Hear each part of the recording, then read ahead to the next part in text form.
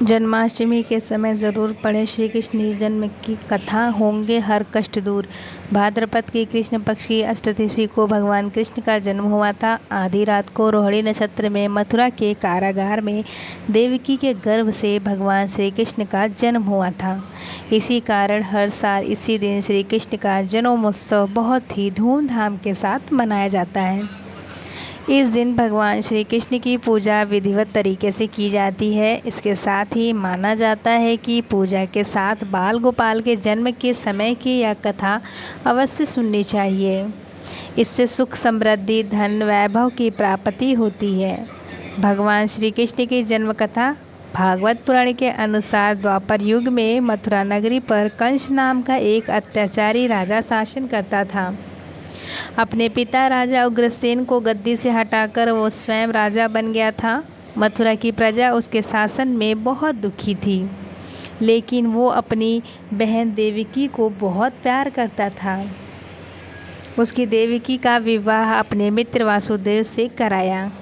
जब वो देवकी और वासुदेव को उनके राज्य लेकर जा रहे थे, तभी एक आकाशवाणी हुई, हे कंस, जिस बहन को तू उसके ससुराल छोड़ने जा रहा है, उसके गर्भ में पैदा होने वाली 8वीं संतान तेरी मौत का कारण बनेगी। आकाशवाणी सुनकर कंस क्रोधित हो उठा और वासुदेव को मारने बढ़ा। तब देवकी ने अपने पति के प्राणों की रक्षा के लिए कहा कि उनकी जो भी संतान जन्म लेगी उसे वो कंस को सौंप देगी।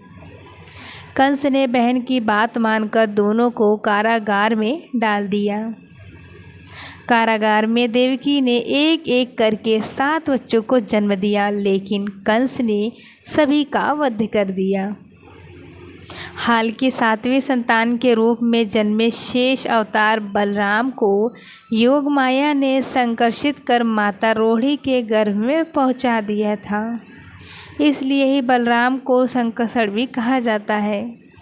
आकाशवाणी के अनुसार माता देवकी की 8वीं संतान के रूप में स्वयं भगवान विष्णु कृष्ण अवतार के रूप में पृथ्वी पे जन्मे थे। उसी समय माता यशोदा ने एक पुत्री को जन्म दिया। इस बीच कारागार में अचानक प्रकाश हुआ और भगवान श्री हरि विष्णु प्रकट हुए। उन्होंने वासुदेव से कहा कि आप इस बालक को अपने मित्र नंद जी के यहाँ ले जाओ और वहाँ से उनकी कन्या को यहाँ लाओ। भगवान विष्णु के आदेश से वासुदेव जी भगवान कृष्ण को सूप में अपने सिर पर रखकर नंद जी के घर की ओर चल दिए। भगवान विष्णु की माया से भी पहरेदार सो गए। कारागार के दरवाजे खुल गए। यमुना भी शांत होकर वासुदेव जी से जाने का मार्ग प्रशस्त कर दिया। वासुदेव भगवान कृष्ण को लेकर नंद जी के यहाँ सकुशल पहुँच गए और वहाँ से उनकी नवजात कन्या को लेकर वापस आ गए। जब कंस को देवकी की 8वीं संतान के जन्म की सूचना मिली, वह तत्काल कारागार में आया और उस कन्या को छीनकर पृथ्वी पर पटकना चाहा, लेकिन वह कन्या उसके हाथ से निकलकर आसमान में चली गई।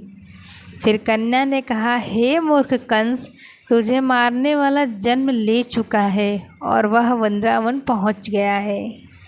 अब तुझे जल्द ही तेरे पापों का दंड मिलेगा। वह कन्या कोई और नहीं, स्वयं योग माया थी।